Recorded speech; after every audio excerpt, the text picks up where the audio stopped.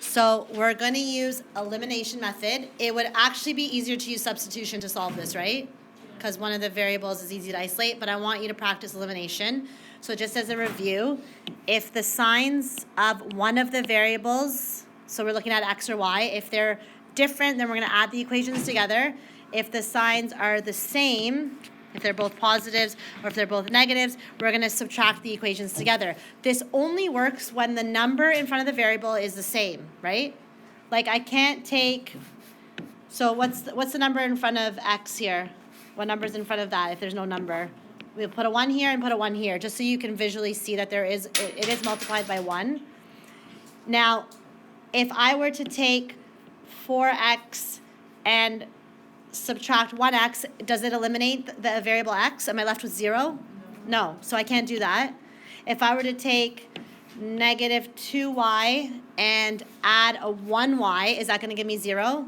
No, it's not going to work. So what do you think we're going to have to do here so that we can eliminate one of the variables? We have to get either the coefficients of x the same, or we have to get the coefficients of y the same in order to eliminate it.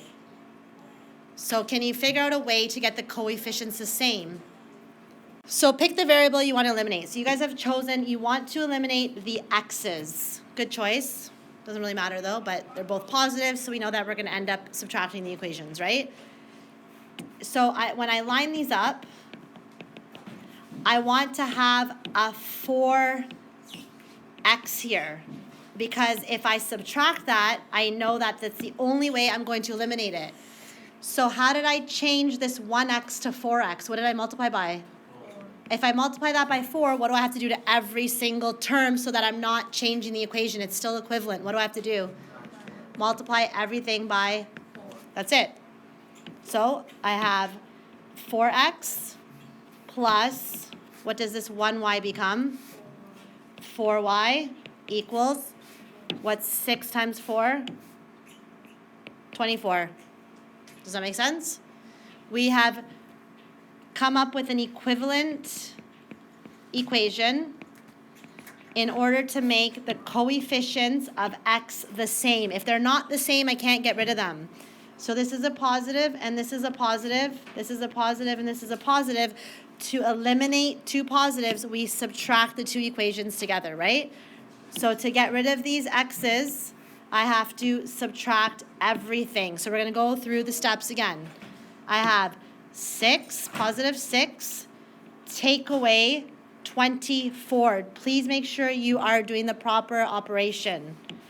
And write the answer underneath. What's 6 take away 24? If you're not sure, use a calculator. Negative 18. If you don't have this negative here, it's wrong. Okay, you need to do the steps properly. 6 take away 24, right? Then we have negative 2 take away 4. What's negative 2 take away 4? Negative 2 taking away a 4. Negative 6, what's the variable? Okay, so now I have negative 6y equals negative 18. Can you solve for y? How do I solve for y? Divide both sides by negative 6. That cancels out.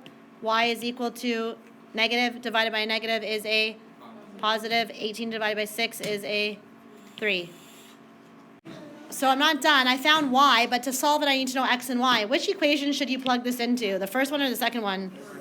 Definitely the second one. Second one just says, let me erase this. The second one said x plus y equals 6. Way quicker to solve for x. Plug in y. X plus 3 equals 6. Is that easy to solve? What's x equal to? 6 take away 3? 3. So what is the point of intersection? 3, 3.